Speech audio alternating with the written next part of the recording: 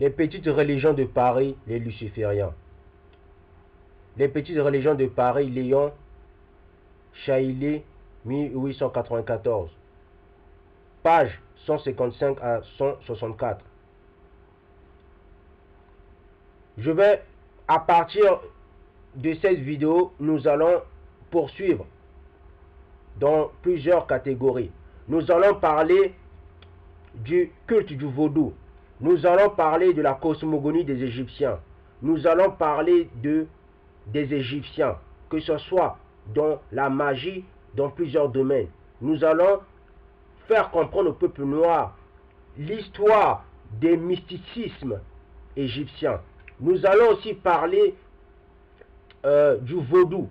Nous allons aussi voir les sacrifices qui se font aussi dans le vaudou. Nous allons essayer aussi de les lier avec la Bible. Et ça se peut, si j'ai le temps, nous allons aussi parler de la cosmogonie des initiés du peuple bantou. Vous comprenez? Si j'ai le temps. Si j'ai pas le temps, nous n'allons pas parler de cela. Les lucifériens. La semaine religieuse de Paris, organe officiel du catholicisme, a reconnu l'existence de l'antipape les Memmi, à qui les paladistes, le 20 septembre dernier, confièrent la tiare de Lucifer. Le culte de l'antéchrist est maintenant infâme et l'Église ne l'ignore plus. Déjà le P. Deschamps, M. Claudio Sonnet, Fava, Don Benoît, Merin, l'abbé Mustel et d'autres personnes divulguèrent maintes fois les progrès modernes du diable nouveau annoncés par l'Apocalypse et dont le règne commencera au XXe siècle selon les prophéties. Voici les extraordinaires documents initiés au culte de Lucifer, mais qui ne cessa jamais d'être catholique et pratiquant, même pendant son passage dans la secte, sous la maçonnerie, qui agonise inconsciente, une religion formidable a germé, le paladisme, qui a son directeur suprême à Charleston, la Jérusalem du Messie de l'enfer, son comité exécutif à Rome et son administration à Berlin. On nous fait comprendre l'endroit où se trouve le siège de Lucifer. L'endroit, ça se trouve en Angleterre. Et l'endroit où se trouve le siège exécutif de Lucifer, ça se trouve à Rome. Et l'endroit où se trouve l'administration de Lucifer, ça se trouve en Allemagne.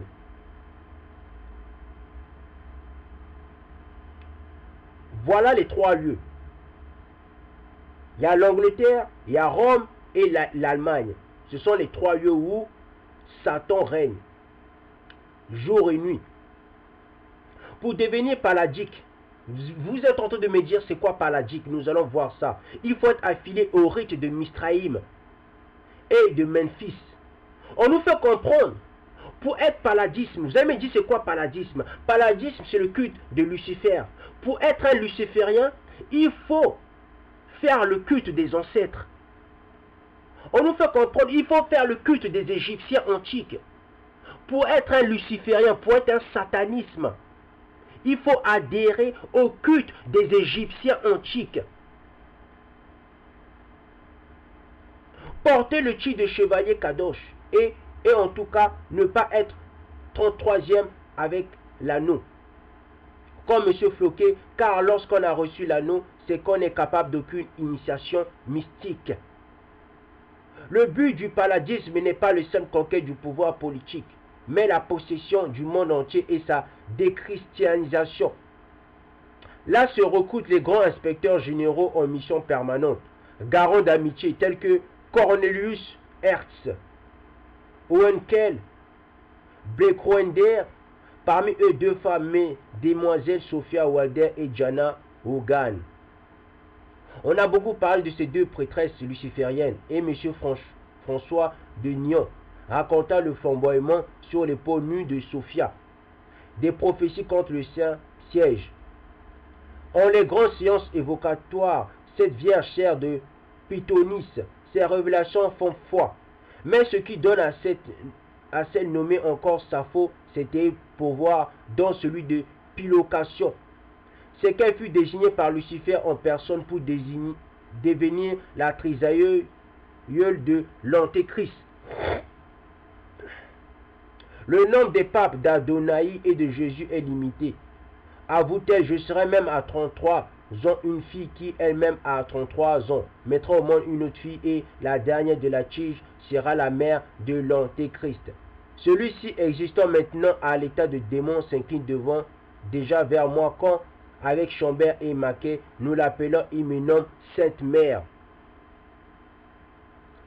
Monsieur l'abbé Mustel du clergé de Constance, rédacteur à la revue catholique de ce diocèse, ayant parlé à plusieurs reprises du culte rendu au diable par cet étrange sectaire que plusieurs appellent la femme au serpent, reçu d'elle cette lettre significative.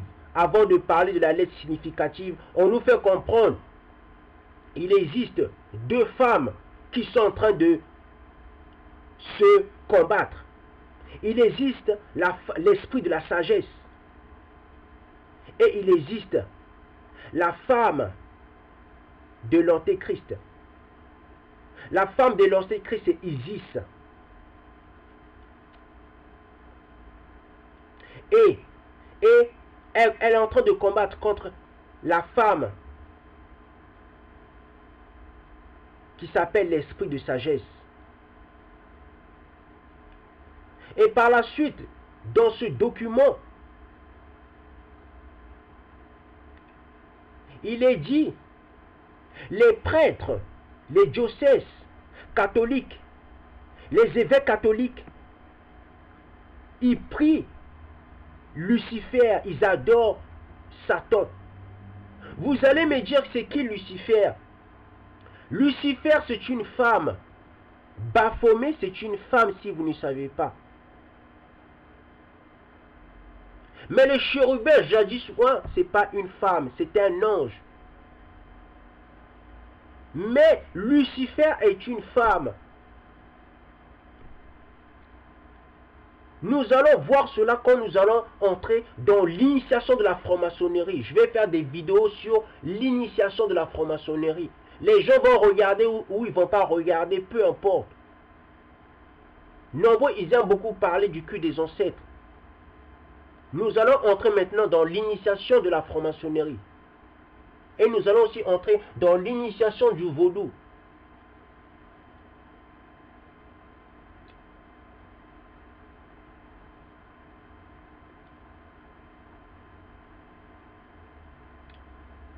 L'endroit où on fait le culte des démons, de Satan, on le trouve dans le triangle palladique, Palladium, Dium, reformé nouveau.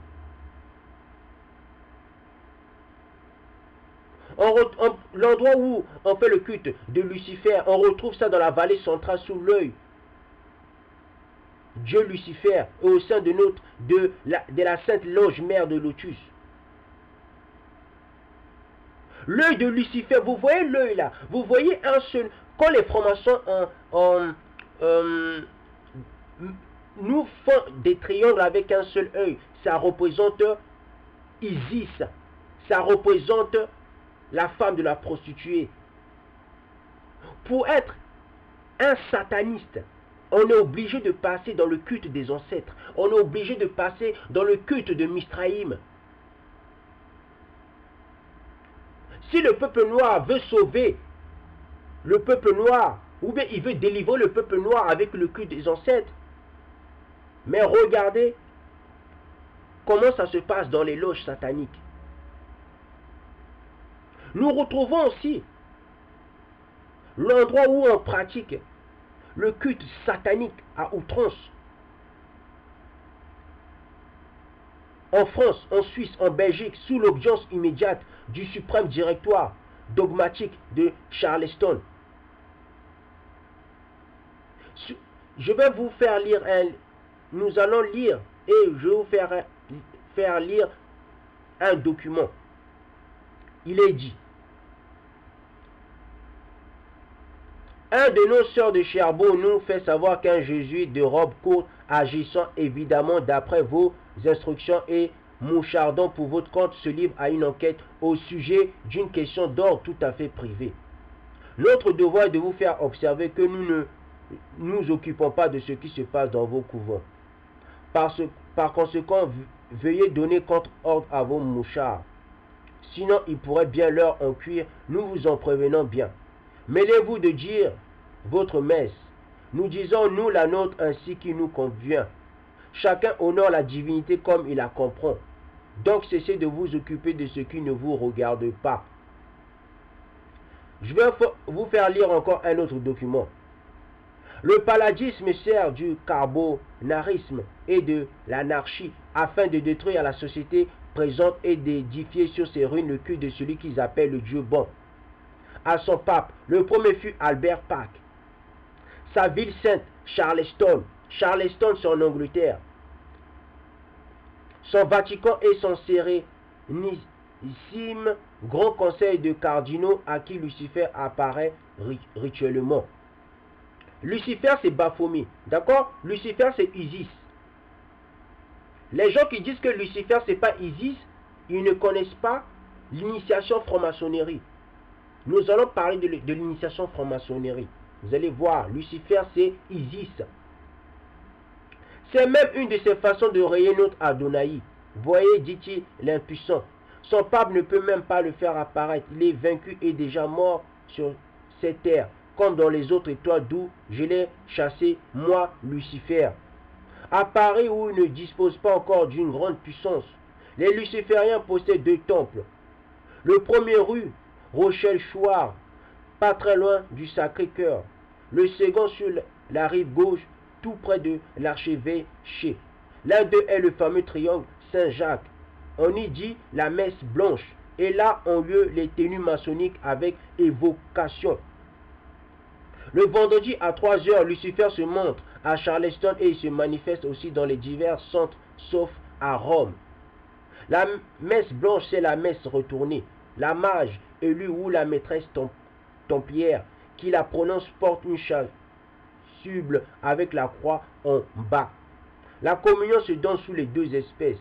L'hostie est noire avec présence réelle de Lucifer et l'officiant commence ainsi. In droiba ad altari, Dei optimi maximi. Sur le retable de l'autel, Lucifer, jeune homme aux ailes déployées, sombre, descend du ciel de flammes. Sa droite érige un flambeau. Sa gauche repend une corde d'abondance. Il foule un crocodile, papauté et royauté, portant la tiare et la couronne. Au-dessous de l'idole, sur la table de l'autel, 3 statuettes. La première, Belzébuth, avec auprès de lui la sphère terrestre enlacée d'un serpent. Lève la main pour annoncer l'arrivée de Lucifer. La seconde, Astaro, au doux visage, aux doigts ornés d'une rose. Tient contre sa jambe le médaillon du taureau. La troisième, plus terrible, Moloch, serre une hache et se défend par une sorte de bouclier où est sculptée une tête de lion. Nombreux vont dire Astarté, c'est Moloch. Astarté, c'est Kewan, ainsi de suite, c'est faux. Astarté, on peut dire Astarté, c'est Isis. Astarté, c'est Vénus, c'est Diane. Mais Astarté n'est pas Belzébuth. Astarté n'est pas Kewan. Astarté, c'est pas Moloch. Astarté, c'est pas Malcolm. L'évangile de la messe est extrait du livre Abdono, écrit à l'encre verte par Lucifer et signé par lui. Ce manuscrit donné à Albert Pike est enfoui au Sanctum Regnum, dans l'hôtel triangulaire de Charleston, là où s'étale non plus l'idole de Lucifer, mais le Dieu lui-même. Le Baphomet qu'aucune force humaine n'a pu arracher de son temple. Il ressemble au bouc androgyne des Templiers. Le bouc androgyne des Templiers, vous allez me dire c'est qui? C'est Isis. Mais le caducée a été remplacé par la rose croix sur la croix, au pied de laquelle se sacrifie le pélican. Commenter ces étranges révélations serait les affaiblir. Vous comprenez? Quand je suis en train de dire la vérité, je suis en train d'affaiblir Isis. On est en train de montrer que c'est qui Isis. Parce que quand Isis se cache, elle est forte. Mais quand on dévoile Isis, Isis, elle devient faible. C'est pour cela il est dit, les démons aiment les ténèbres. Les démons aiment se cacher dans les ténèbres. Ils n'aiment pas se faire voir. Quand on commence à voir des démons, ils sont faibles, ils commencent à s'affaiblir. Et je poursuis ce document, il est dit, il fallait certes les lassitudes de notre siècle pour imaginer ou rétablir cette religion de l'archange tombé. Satan, ce n'est pas un archange. Vous comprenez? Satan, c'était un chérubin. Ce n'est pas un archange. Satan, ce n'est pas un phénix. Dois-je ajouter que les lucifériens méprisent les satanistes et regardent comme tels les occultistes contemporains? Leur morale veut être aussi pure que la nôtre, car ce n'est pas le Dieu du mal qu'ils adorent, c'est le Dieu bon, ils appellent Adonai, le Dieu méchant. Le docteur Bataille m'a affirmé encore qu'il possède déjà l'Inde, la Chine, que l'Amérique va être conquise et qu'en Europe va se livrer le suprême et définitif combat. On nous fait comprendre, le culte de Lucifer se trouve déjà en Inde. Toute l'Inde adore déjà Lucifer. Le culte de Lucifer, ça se trouve aussi en Chine.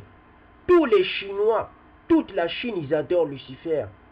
On nous fait comprendre encore, le culte de Lucifer, ça se trouve en Amérique. Toute l'Amérique adore Lucifer. On nous fait comprendre encore, en Europe, Lucifer est en train de venir. Quand Lucifer va prendre toute l'Europe, c'est là la fin du monde va commencer. La fin du monde est déjà commencée. Nous sommes déjà dans le temps de la fin. Mais il faut que Lucifer ressurgisse dans toute l'Europe. Mais nous sommes déjà dans la fin du monde, des nations.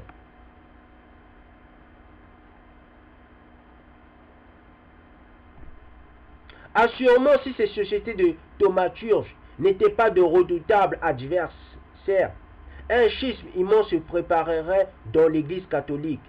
Qui dit l'Église catholique dit la franc-maçonnerie. Il faudrait les louer de nous éblouir par un tel phase de miracle. Les féeries n'amusent pas que les enfants, mais les choses trop scintillantes sont parfois trompeuses. Et j'ai grand peur que ces tombes, ces prêtresses, ces anges et ces dieux ne soient le plus souvent que les hallucinations d'un rêve de flamme. Voilà les petites religions de Paris, les lucifériens. Nous allons parler plus des lucifériens quand nous allons entrer dans le culte des lucifériens, dans le culte des palladismes. Nous allons aussi toucher, nous allons aussi parler du vaudou. C'est quoi le vaudou? Pourquoi dans le vaudou, il y a des sacrifices humains? Et par la suite, nous allons aussi parler, si j'ai le temps, de la cosmogonie des initiés du peuple bantou. Nous allons aussi parler du fétichisme. Nous allons parler comment ça se passe, l'initiation du fétichisme. Nous allons aussi parler de la démonologie. Nous allons aussi parler des démons.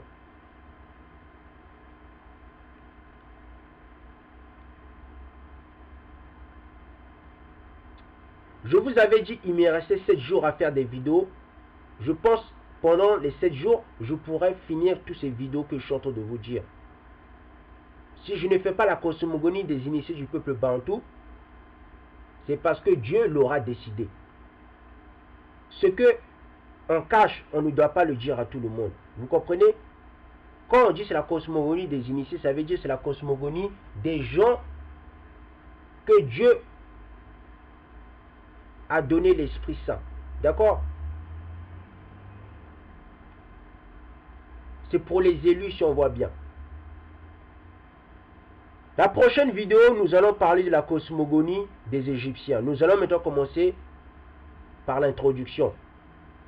L'introduction, ça sera le mythe de la création du monde en Égypte antique. Sachez-le très bien, comme je viens de faire cette vidéo, avant d'être un sataniste, il faut faire le culte des ancêtres. Il faut bien comprendre cela. Avant d'être un sataniste, donc, il faut faire le culte des Misraïm, ça veut dire le culte des Égyptiens. Si tu ne fais pas le culte des Égyptiens chez les francs-maçons, tu ne peux pas être un satanisme. D'accord? C'est pas le culte des ancêtres qui va faire libérer le peuple noir. Ça, c'est du n'importe quoi.